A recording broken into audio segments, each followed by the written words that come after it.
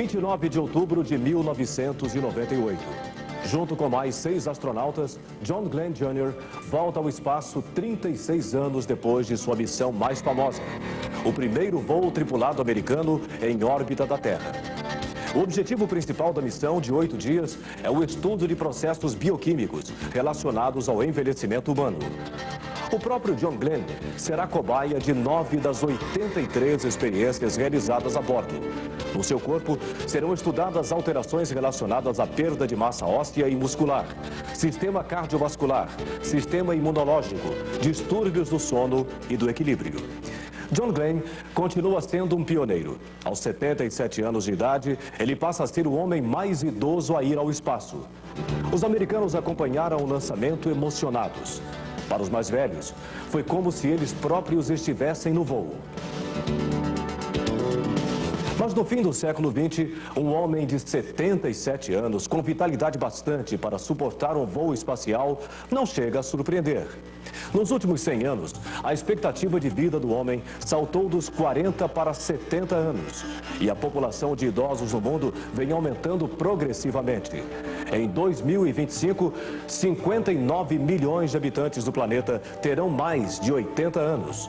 165 milhões, 16% da população total, terão mais de 65 anos. O Brasil, que hoje tem 14 milhões de habitantes com mais de 60 anos, em 2025 será o 6º país do mundo em população de idosos, com 32 milhões.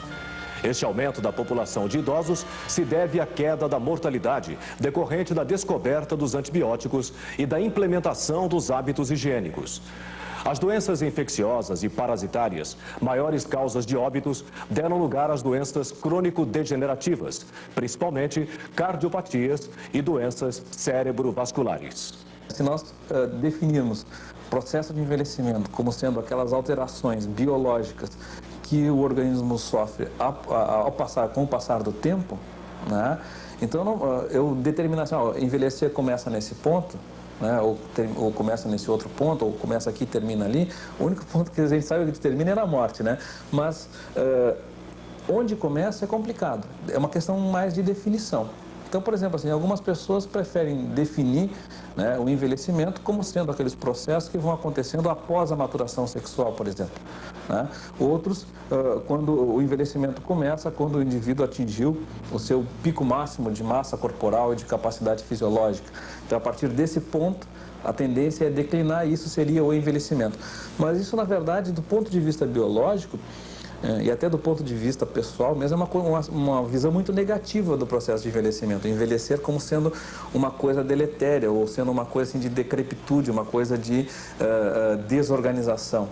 Enquanto que, na verdade, do ponto de vista biológico, né, essas mudanças elas acontecem também na fase ainda, talvez antes da maturação sexual, né? Então eu tenho esses processos acontecendo, só que em uma quantidade muito pequena, em comparação com características do tipo de desenvolvimento celular e fisiológico, embrionário ou de desenvolvimento na puberdade, por exemplo, alguma coisa desse gênero.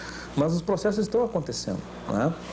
Então, dizer assim, o envelhecimento começa a partir dos 60 anos, isso é o que a gente chama de envelhecimento burocrático.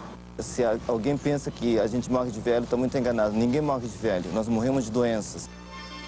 O geriatra Emílio Moriguchi coordena a equipe multidisciplinar do Instituto de Geriatria e Gerontologia do Hospital da Pontifícia Universidade Católica do Rio Grande do Sul, que desenvolve há 4 anos um estudo epidemiológico do envelhecimento.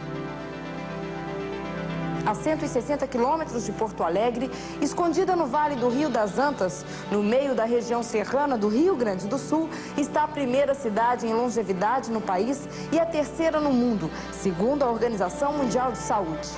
Colonizada por imigrantes italianos, Veranópolis vive do cultivo da maçã. Nas ruas cheias de flores, chama a atenção a vitalidade dos muitos idosos residentes. Pelo menos 180 dos 18 mil habitantes têm mais de 80 anos. Uma média bem maior do que no resto do Brasil. Por isso, Veranópolis foi a cidade escolhida para as pesquisas do grupo coordenado pelo Dr. Emílio Moriguchi. O que nós sabemos é que os idosos de Veranópolis envelhecem bem, com saúde e com bastante qualidade de vida.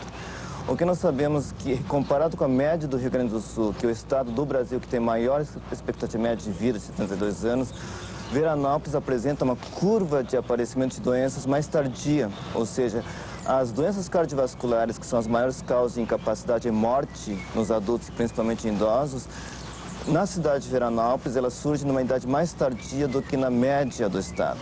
Eu estou com 84 anos, tenho 14 filhos, 37 netos e 15 bisnetos. Mas ainda eu trabalho, lavo roupa, limpo casa, faço pão, vou na horta. Agora tenho tudo que eu quero na vida, passear, como bem, me dou com todo mundo. O que é melhor? A medida da atividade física que foi realizada em Veranópolis foi uma coisa assim surpreendente para nós. A média de atividade física praticada pelos idosos acima de 80 anos saudáveis de Veranópolis foi em média de 5.500 quilocalorias por semana para homens e de 4.500 quilocalorias por semana para mulheres, que é bem acima dos 3.300 quilocalorias por semana preconizada pela Sociedade Americana de Cardiologia para a prevenção cardiovascular. Imagine, a recomendação é que seja acima de 3.300 quilocalorias por semana de atividade física, que corresponde mais ou menos a caminhar 2 milhas por dia por pelo menos 5 dias da semana. 2 milhas corresponde a um pouco mais de 3 quilômetros por dia. Os idosos de Veranópolis, na verdade, já por natureza, sem ninguém ensinar isso, desde jovens, praticam mais atividade física do que isso e continuam praticando atividade física. A carne vermelha é muito pouco. Mais pedaços de galinha, uma vez bota do jeito, bota no outro, né? Os bifes, mal passados, os bifes na chapa, assim, na caçarola, porque eu nem faço na chapa, né? Porque eu nem sei do fogão ali. Come verdura, fruta? Verdura, fruta. Agora eu gosto muito de fruta, né? Geralmente a gente teria de passar um dia da semana só com fruta, né? Que seria bom, né? Uma vez por semana peixe. Todo dia faço a minha sopa com verdura. A senhora não usa muito gordura no Massa faço muito pouco, de vez em quando, uma vez, 2 por semana. Feijão uma vez por semana, uma boa feijoada. A dieta dos idosos, rica em verduras e legumes cultivados por eles mesmos, é considerada saudável tanto na composição quanto na quantidade. A obesidade é um fator raro de se observar entre os velhinhos de Veranópolis. Uma coisa importante, e isso nós já sabíamos, mas não sabíamos que isso acontecia aqui no Brasil, é que os idosos saudáveis ingerem uma dieta com baixa porcentagem de gorduras. Nós, já alguns anos atrás, fazemos pesquisa na colônia japonesa aqui no Brasil e sabíamos que quantidade de gordura acima de 25% das calorias totais de dieta por dia estava relacionado com maior risco de doenças cardiovasculares. E, para nossa surpresa, os idosos de Veranópolis ingerem, em média, uma dieta com 22% de gorduras, né, em termos de calorias totais provenientes da dieta por dia. Ou seja, além da quantidade, que é uma quantidade ideal para não levar a obesidade em termos de calorias totais, a qualidade também em termos de gorduras é bastante saudável. E dentro dessa qualidade, né, dos 22% de gordura, nós também descobrimos que, analisando os ácidos graxos através da análise bioquímica e cromatográfica, que a proporção de ácidos graxos poliinsaturados, monoinsaturados, saturados é considerada ideal. Ou seja, nós temos uma proporção mais ou menos de gorduras poli e monoinsaturadas em relação a saturados de 1,5, que é considerado ideal. E também dentro dos ácidos graxos poliinsaturados, a relação entre ácidos graxos grupo ômega 3 e ômega 6, que o ideal estaria ao redor de 1:4, 1:3. Os idosos de Veranópolis ingerem, sem saber, né, exatamente essa proporção. Cada 15 dias eu pego uma faxineira. Aí faz faxina de acordo, né? Mas hoje ela não veio, então deixa eu passar só o pano assim, depois semana que vem, então. Mas o resto eu faço, né? Trabalhar é mais um dos ingredientes da receita da longevidade. Com 84 anos, o marido de Dona Iria ainda é o responsável pelo hotel da família.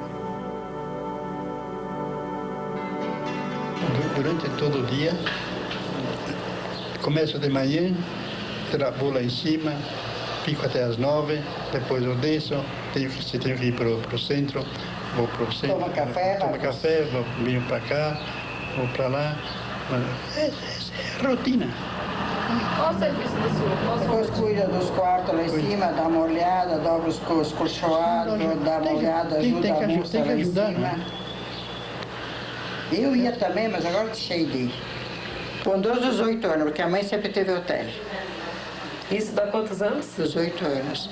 Faça a conta, 82, 8 anos. Eu sou uma quichona, ai, me dói as pernas, ai, me dói as costas. Eu acho que não vou chegar nos 90, nem nos 85 pode ser. Porque falta só 3 anos, né? O senhor chega até os 101? Até 101. Por que você acha isso? É porque eu me queixo pouco. Eu não se queixa. Mas engana-se quem pensa que a máquina de seu Inésio não para nunca. Ele não abre mão de um bom descanso. Olha, esse aqui deita na cama, pode deitar às 8, dorme, deita às 10, dorme, deita às 11, dorme, até às 7 da manhã, 6 horas, 6 e meia. Vários estudos mostram que tempo de sono ao redor de 7 horas, um pouco mais ou menos, mas em média ao redor de 7 horas por noite, está ligada a menor incidência de doenças, não somente cardiovasculares, mas outras. Se possível, naquelas pessoas que têm condições de fazer uma quebra no metade do dia, ou seja, uma siesta de aproximadamente 30 minutos, parece que está ligada a menor aumento do nível de catecolaminas no final da tarde. A gente antes tinha uma ideia de que o sono do idoso era sempre muito ruim, acordava muito, tinha uma má qualidade, uma satisfação ruim, que o idoso tinha a tendência a ter muita sonolência diurna, que o idoso tinha uma tendência a cestear mais de tarde porque dormiria mal. E não foi o que a gente encontrou em Veranópolis. Foi muito importante a gente estudar uma comunidade de idosos fisicamente saudáveis e psicologicamente saudáveis para ver como é mesmo o padrão de sono e o que a velhice, exclusivamente a velhice, não o uso de remédio, a existência de doenças, causa sobre o sono. O psiquiatra coordenador do ambulatório de neuropsiquiatria do idoso do Instituto de Geriatria da PUC do Rio Grande do Sul, Dr. Flávio Xavier, estuda os fatores da qualidade de vida dos longevos de Veranópolis e também ressalta a importância de um bom descanso. Algumas características do sono são diferentes do adulto jovem. Eles acordam um pouco mais de noite, eles dormem talvez um período um pouquinho menor, apesar da gente não ter como dizer porque a gente não estudou adultos jovens, a gente só estudou pessoas com mais de 80 anos, mas a conclusão geral do trabalho do sono é que o sono do idoso nessa comunidade é muito parecido com o do adulto jovem, não é um sono que tenha problemas. Nessa quarta edição do Projeto Veranópolis, o tema foi a qualidade de vida na terceira idade. No próximo bloco, as descobertas do Dr. Yukio Moriguchi nas colônias japonesas do Rio Grande do Sul. Por que os japoneses daqui viviam 18 anos menos que no Japão? Voltamos já já.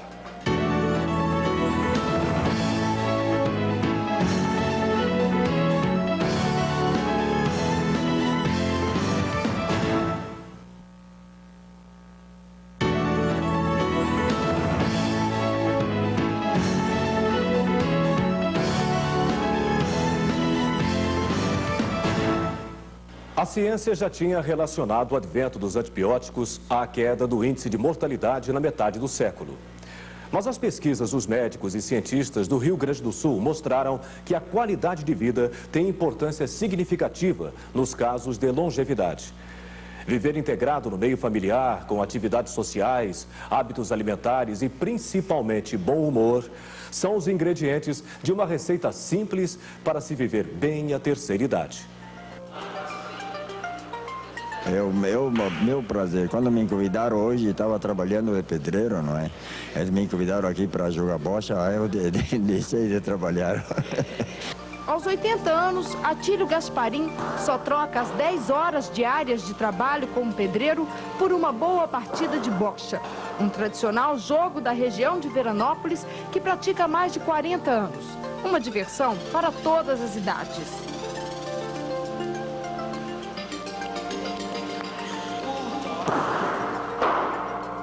Mas ele confessa que é o trabalho que o mantém tão sadio nessa idade. Eu gosto do serviço, não é? Nunca estou cansado, eu trabalho porque eu gosto do serviço, trabalho com amor e tudo, não é? Trabalho, eu acho que é saúde.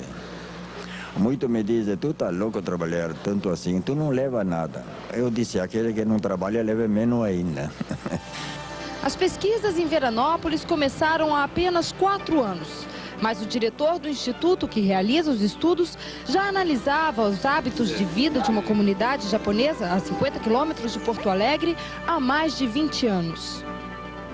Por que os japoneses daqui viviam em média 18 anos a menos do que os do Japão? No final dos anos 70, o diretor do Instituto de Geriatria e Gerontologia da PUC do Rio Grande do Sul, Dr. Moriguchi, convidou professores de nutrição da Universidade de Tóquio para estudarem a alimentação dos colonos. Eles escolheram amostras da comida preparada aqui e analisaram não só o que era ingerido, mas também o quanto. Resultado, descobriu-se que os hábitos alimentares já eram bem diferentes dos da terra natal. Para realizar a pesquisa, os colonos cozinhavam 2 refeições idênticas. A segunda refeição era congelada e levada para ser analisada no Japão. Os estudos provaram que a alimentação aqui no Brasil não era a ideal. Sabemos 18 vezes mais, né, do que o Japão come carne 18 vezes mais. Então, outra coisa, né? Açúcar, né? A colônia japonesa aqui come 3,5 vezes mais do que o Japão. Também outra coisa, sal, 20% mais do que o Japão. Depois outra coisa, verduras, né? Aqui come 30% menos do que o Japão. Depois, peixe, 30% menos do que o Japão. Carne mesmo não faz mal. Quando aqui come, né, sempre carne com gordura. Esta gordura de carne faz muito mal, né? Esta gordura animal provoca infarto miocárdico, né, embolia cerebral, etc. Então, especialmente infarto miocárdico. Na primeira pesquisa, constatou-se que 60% dos imigrantes morriam de infarto do miocárdio. Com a orientação de uma dieta, essa possibilidade diminuiu. Em 1983, o risco de infarto do miocárdio era de 38%, 15 vezes mais que no Japão. 5 anos depois, caiu para 22%. Geriatria preventiva muito mais importante que geriatria terapêutica, né? Eu sempre digo, deve prevenir para não remediar. Com a implementação da medicina preventiva, o Japão atingiu a maior expectativa de vida do planeta, 80 anos. Mas nem sempre foi assim.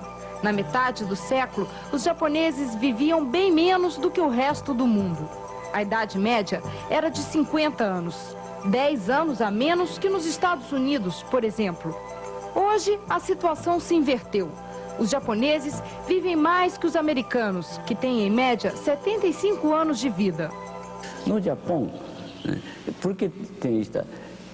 Check-up significa medicina preventiva obrigatória. Obrigatório. Japão, depois de 40 anos, não fazendo check-up, né, por exemplo, o funcionário de firma será demitido.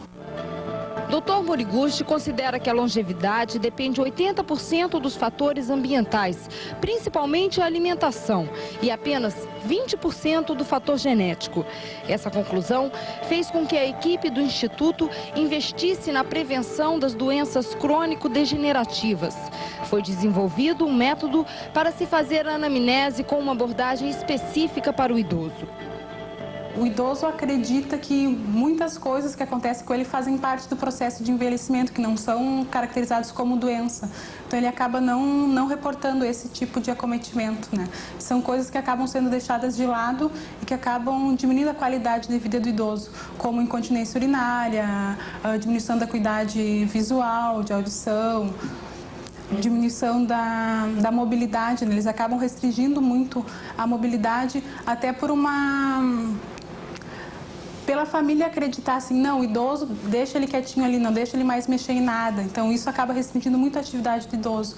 Então, esses aspectos a avaliação geriátrica global detecta, a gente pode, a partir da detecção, orientar o plano de cuidados, onde pode agir de maneira preventiva ou com reabilitação. Segundo estatísticas americanas, as patologias mais frequentes no envelhecimento são as doenças articulares, em especial a osteoartrose. Em segundo lugar, está a hipertensão arterial sistêmica, seguida das doenças cardiovasculares, lideradas pela cardiopatia isquêmica. Mas a doutora Elizabeth Miquelon, coordenadora de mestrado do Instituto de Geriatria da PUC, considera um erro associar essas doenças à velhice. A princípio, elas podem ser evitadas com um simples combate à obesidade. A obesidade é o que existe de fator de provocador de quase todas as doenças, né? Citando essas que eu te referi, osteoartrose, a pessoa obesa tem muito mais risco de desenvolver osteoartrose porque ela submete o corpo dela a um peso muito maior e com isso as suas articulações a um peso muito maior e provoca uma degeneração maior também com isso. Em relação à hipertensão arterial sistêmica, que seria a segunda causa, muitas vezes é bem frequente a gente observar que o paciente reduz de peso e ele deixa de ser hipertenso. Então, na verdade, será que ele é hipertenso ou ele é obeso, né? E a obesidade também está ligada diretamente à dislipidemia, ou colesterol alto, que é um dos fatores de riscos principais para a cardiopatia isquêmica. A obesidade está ligada diretamente ao diabetes mellitus tipo 2, que é o diabetes mellitus típico da pessoa de idade. E isso a gente observa que, reduzindo o peso, muitas vezes a pessoa resolve os seus problemas. Melhora a hipertensão, melhora o diabetes, né? Se a gente pode falar em panaceia, em medicina, talvez o exercício seja a intervenção que mais se assemelhe ao que se pode chamar de uma panaceia, porque é bom para tudo, né? E realmente funciona de uma maneira que a gente pode observar resultados práticos a curto prazo. Na osteoporose, em particular, o que é importante é o impacto sobre o osso. Então, no momento em que a pessoa caminha, por exemplo, o exercício da caminhada, no momento que a pessoa caminha, o momento em que ela pisa no chão, isso provoca um impacto que se reflete no osso e provoca, através de estímulos neurológicos, um estímulo à remodelação óssea. Nós temos bons exemplos de envelhecimento saudável, sem patologia. Com a medicina preditiva, é possível prever, desde criança, que doenças uma pessoa poderá desenvolver ao longo de sua vida. Assim, com a alimentação e os cuidados necessários, pode-se evitar a ocorrência de diabetes ou um possível acidente vascular cerebral. O primeiro laboratório do país que trabalha com medicina preditiva está no Hospital São Lucas de Porto Alegre. Para nós que estudamos envelhecimento, não nos interessa tanto fazer com que as pessoas vivam mais tempo. O que a gente quer é que as pessoas vivam bem, né, o tempo que elas têm para viver. Então, me interessa muito mais diminuir a morbidade, né, do que propriamente aumentar a longevidade apenas. O programa Gênese de Medicina Preditiva, coordenado pela bióloga de envelhecimento doutora Ivana Cruz, desenvolve 5 grandes projetos. Os aspectos de risco a doenças cardiovasculares na população gaúcha, os aspectos relacionados aos fatores que levam à obesidade, principalmente salientando que a obesidade hoje, para a Organização Mundial da Saúde, pode ser desenvolvida em obesidade de rico e obesidade de pobre. No caso, a obesidade de pobre seria aquela em que as pessoas aumentam a sua massa corporal de gordura, mas não estão bem nutridas, né? Nós temos também outros projetos relacionados com o perfil imunológico da nossa população, com fatores alimentares que levam à proteção desse tipo de doença e também aspectos farmacológicos voltados a um melhor atendimento dos idosos. São 3 grupos etários analisados pelo programa Gênese. O de idosos, que está com os resultados mais adiantados, o dos adultos jovens e o dos recém-nascidos, que tem o DNA extraído do cordão umbilical na hora do nascimento. Dentro desses 3 grupos, nós estamos avaliando, por exemplo, no recém-nascido, o perfil clínico das crianças e da mãe, o perfil bioquímico, o perfil de genes relacionados com maior suscetibilidade a doenças cardiovasculares, como é o caso da apoliproteína E, da paroxonase e do gene da enzima conversora da angiotensina, né? E também outros aspectos ambientais, como os fatores socioculturais e alimentares, nutricionais dessas pessoas. Nos adultos jovens, além deste estudo, nós também avaliamos aspectos relacionados com a densitometria óssea e a composição corporal. A gente mede o conteúdo de osso, de músculo e de gordura.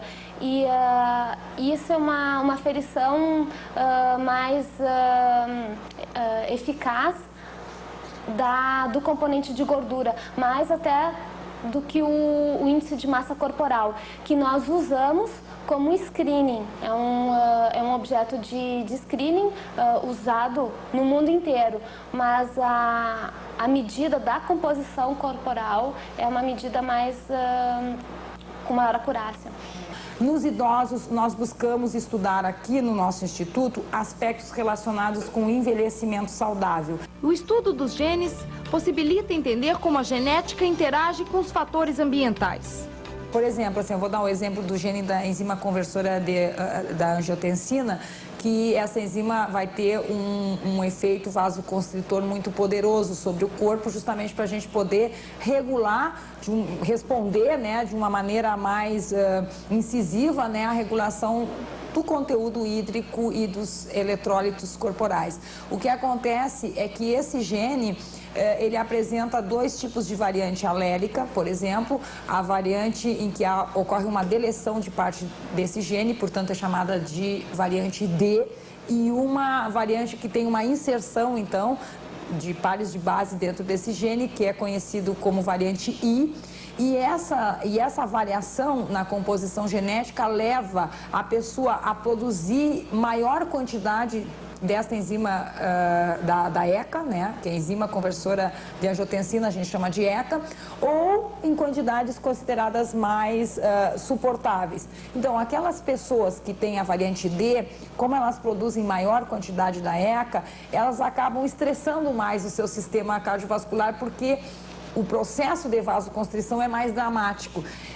Se, no caso, estas pessoas que possuem esta variante, associado a isso, apresentam todo um perfil ambiental, assim, ó, de uma alimentação rica em colesterol, não apresentam um perfil de atividade física baixa, enfim, aquele perfil que aumenta os fatores de riscos a doenças cardiovasculares, o que nós vamos ter? Nós vamos ter uma excelente composição genética ambiental que enche os consultórios hoje de problemas, ou os hospitais hoje de problemas como infarto agudo do miocárdio e outras cardiopatias. O programa Gênesis constatou como a população em geral tem hábitos de vida pouco saudáveis. Nos questionários sobre comportamento alimentar que nós fizemos no nosso adulto jovem aqui da PUC, o que nós observamos?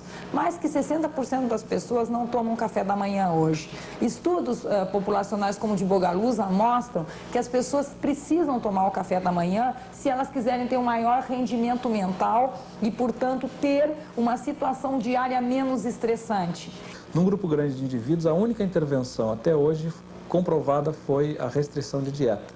Ou seja, em animais de laboratório, ao invés de eu deixar a comida à disposição para o animal, né, e ele comer até ficar saciado de vida.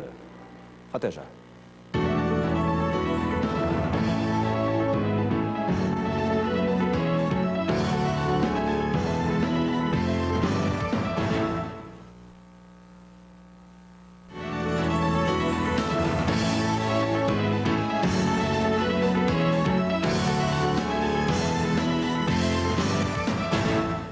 Apesar dos indícios, ainda não há comprovação de que a qualidade de vida garanta a longevidade de um indivíduo. Mas é certo que existe relação entre má qualidade de vida e uma longevidade menor. Autoestima e amor à vida ajudam a viver mais. A farmacologia também dá sua contribuição. Os idosos de Veranópolis são ativos, alegres, têm autonomia e se mostram perfeitamente integrados à vida da cidade. Para conservar a fama de lugar onde se vive muito, a Prefeitura promove reuniões semanais para grupos da terceira idade, com programas de recreação. Para muitos, é a oportunidade de rever amigos. Bom humor, gostar da vida que leva e estar próximo dos familiares são elementos essenciais para uma longevidade com qualidade de vida. Dos 75 octogenários que foram entrevistados pelo projeto Veranópolis, apenas 2 moram sozinhos. Outro segredo que se aprende aqui é que para chegar à terceira idade com saúde é preciso estar sempre em atividade. Dona Ariela participou da pesquisa de qualidade de vida. É um exemplo do que os médicos chamam de velhice bem-sucedida. Aos 90 anos, morando com a sobrinha, ela caminha durante meia hora todos os dias, cuida da horta, arruma a casa, rega as plantas e ainda prepara com mãos de fada um bolo delicioso para as visitas. Além de lúcida, tem muito bom humor. Em Veranópolis, como a gente fez para medir velhice bem-sucedida, a prevalência, quantos idosos tinham velhice bem-sucedida? A gente usou para ver satisfação com a vida o índice de satisfação com a vida. É uma escala proposta em Chicago nos anos 50 por Nogarten e desenvolvida, ela não foi validada para o Brasil ainda, está sendo validada pelo nosso trabalho. E é um índice que procura ver como o idoso avalia a sua própria situação, como ele considera que está se sentindo. É uma dimensão muito importante. Tanto que nos anos 50, 60 e 70, se considerava apenas satisfação com a vida como sinônimo de qualidade de vida. Hoje a gente inclui mais coisas no conceito, mas a satisfação é muito importante. A senhora, se pudesse mudar o seu passado, a senhora levaria outra vida? Não. Eu acho que a minha vida agora está boa. E sobre o seu passado, a vida toda, a senhora levaria uma outra vida se pudesse nascer de novo? Não. Levaria a mesma vida? Não. Faria as mesmas coisas que fez? Sim. Um estudo na Alemanha que acompanhou 222 entrevistados durante 20 anos, que é o chamado The Bone Longitudinal Study of Aging, ele viu as variáveis da satisfação com a vida. E ele chegou a 3 conclusões importantes. Primeiro, que a saúde biológica é um dos fatores mais fortemente associados à satisfação com a vida. Quem tem saúde está satisfeito. Segundo, que a saúde autopercebida e a maneira como as pessoas lidam com as suas doenças também tem um papel muito importante na satisfação com a vida do idoso. E terceiro, que a família é uma importante condição, a satisfação com a família é uma importante condição associada com a satisfação com a vida no idoso. A senhora acha que tem boa aparência em comparação às outras pessoas da sua idade? Não. Que tem também, que tem idade, que tem boa aparência. Né? Mas a senhora, o que acha? Acha que tem uma boa aparência? Ah, não sei, agora os outros que tem que dizer, né? Se eu tenho boa aparência ou se eu não tenho, né? A única coisa que se associa com a pessoa estar viva em 1 ano, o idoso estar vivo em 1 ano, é a saúde autorreferida. Se o idoso diz, eu acho que a minha saúde não está boa, ele tem uma chance muito maior de vir a falecer em 1 ano do que o idoso que não faz esse tipo de avaliação, e a opinião do indivíduo se associa mais do que a opinião do médico. Mas a senhora acha que as pessoas, quando vão ficando mais velhas, vão ficando piores ou vão ficando melhores? Pode ser que para alguém melhora, outro também não, né? Varia de pessoa para pessoa. É, agora eu espero de melhorar ainda, né? No índice de satisfação com a vida, nos surpreende realmente como muitos idosos consideram essa a fase mais bonita das suas vidas, como não estão insatisfeitos com a velhice, como podem dizer que esse é o momento das suas vidas que tem mais liberdade para fazer suas coisas. A gente encontrou uma saúde muito boa dessa comunidade. A escala de Short Form 36 ela é dividida em 5, 6 domínios. E as notas variam de 0 a 100 para cada domínio, sendo que 0 a pessoa não tem uma boa função naquele domínio, e 100 é a nota melhor que pode ser.